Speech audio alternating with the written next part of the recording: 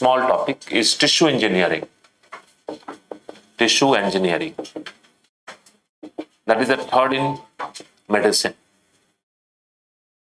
Tissue engineering is all about constructing tissue with the help of nanotechnology. And there has been experiment. There is something called Finberg School of Medicine in USA. And Finberg School of Medicine researchers have developed a nano gel. It's a gel which can be put over wound and cuts. Now this, if you apply this gel onto wounds and cuts, then what will happen? This nano gel will increase the rate of cell division and your wound will heal faster than normal.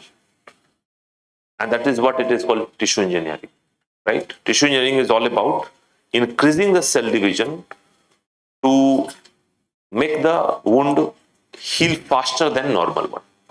That is what is called tissue engineering.